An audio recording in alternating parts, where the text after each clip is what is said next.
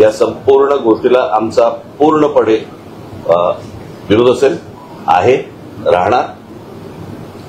हिंदी किंवा इतर कुठच्याही भाषेची सक्ती महाराष्ट्रामध्ये होऊ देणार नाही म्हणजे नाही. आणि या गोष्टींसाठी म्हणून मी सर्व पक्षांना आवाहन करतोय की येत्या 6 जुलैला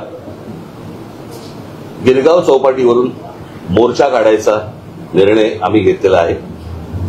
त्या संपूर्ण मोर्चामध्ये कुठेही कोणताही झेंडा नसेल. तो संपूर्ण मोर्चा हा मराठी माणसाचा असेल. त्या मोर्चाचं नेतृत्व मराठी माणूस करेल. आम्ही जे शिक्षण तज्ज्ञ आणि जे इतर भाषा तज्ज्ञ आणि इतर जे साहित्यिक आणि इतर जे लोक आहेत यांच्याशी देखील आम्ही बोलणार आहोत. माझं पत्र त्यांना जाणार आहे. सर्वांना त्या मोर्चाला आम्ही तिथे बोलवणार आहोत. सर्व पालकांना आम्ही आमंत्रण देत आहोत. सर्व विद्यार्थ्यांना आम्ही आमंत्रण देत आहोत. सरकारला एकदा कळू देत की महाराष्ट्राच्या मनात काय आहे. आणि महाराष्ट्राने संपूर्ण ताकद, मला असं वाटतं 6 जुलै रोजी सकाळी 10 वाजता गिरगाव चौपाटीवरनं हा मोर्चा निघेल. सरकारला ही गोष्ट कळली. रविवार एवढ्यासाठी निवडलाय कारण विद्यार्थ्यांना आणि पालकांना यायला जमेल म्हणून, आणि त्याच्यासाठी म्हणून रविवार हा निवडलेला आहे. बाकीच्या राजकीय पक्षांशी देखील मी चर्चा करणार आहे, त्यांच्याशीही मी बोलणार आहे. आणि सर्वांनी, मला असं वाटतं महाराष्ट्रातल्या प्रत्येकाने याच्यामध्ये सामील व्हावं. कारण हा जो कट आहे त्याला कटच म्हणेन मी. महाराष्ट्राचं मराठीपण हे घालवण्याचा जो कट आहे हा उद्ध्वस्त करण्यासाठी मला असं वाटतं तमाम इथे कोणताही झेंडा नसेल, फक्त मराठी हा एक अजेंडा असेल. आणि त्या अजेंड्यासाठी म्हणून सर्वांनी, महाराष्ट्रातल्या तमाम मराठी बांधवांनी या मोर्चामध्ये सामील व्हावं आणि सरकारला दाखवावं, सांगावं. आज मोठे साहित्यिक आपले एलकुंचवार यांनी देखील विरोध दर्शवला. सर्वजण विरोध दर्शवत आहेत. आणि अशा वेळेला मला हेही बघायचंय की कोण कोण त्या मोर्चामध्ये सामील होत आहेत.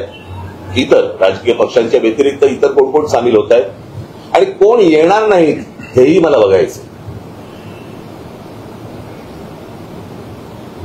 म्हणजे नुसते तोंड देखले बाकीचे नुसते बोलत असतात. मला असं वाटतं ही अत्यंत महत्वाची लढाई आहे. महाराष्ट्राच्या दृष्टिकोनातनं, मराठी माणसाच्या दृष्टिकोनातनं ही खूप महत्वाची लढाई आहे. आणि या लढाईमध्ये संपूर्ण महाराष्ट्राने उतरावं असं मी महाराष्ट्राला आवाहन करीन. 6 तारखेला सकाळी 10 वाजता गिरगाव चौपाटीवरून हा मोर्चा निघेल. बाकीच्या सगळ्या राजकीय पक्षांशी माझी चर्चा होईल. उद्धव ठाकरेंनी देखील एक पत्रकार परिषद घेतली. त्यांची देखील भूमिका स्पष्ट आहे की या मुद्द्याला त्यांचा विरोध आहे. आपण सर्व पक्षांना, सर्व मराठी जनांना आवाहन करतात. स्वाभाविक त्यांचाही पक्ष आहे. तुम्ही त्याबद्दल काय सांगाल? त्यांनाही आवाहन कराल का? कारण एकत्र महाराष्ट्रातले राजकीय पक्ष म्हटलं आल्यानंतर ते पण आलेच ना. त्यांच्याशीही बोलणार, त्यांच्याही लोकांशी बोलणार. आमची माणसं त्यांच्याशी लोकांशी बोलणार. तुम्हाला आठवत असेल की त्याच्यावरती इतके दिवस जे तुमचं जे चालू होतं ना सगळं, ते माझं वाक्य आपण लक्षात घ्या. कुठच्याही वादा आणि भांडणापेक्षा महाराष्ट्र मोठा आहे. हे तुम्हाला वाक्य तुम्हाला 6 तारखेला कळेल. आता सोडण्यातून उद्धव ठाकरेंनी 9 तारखेला जो मोर्चा होणार आहे त्या मोर्चाला त्यांनी पाठिंबा दर्शवलेला आहे. मला असं वाटतं आम्ही बोलू ना, त्या विषयावरती बोलू.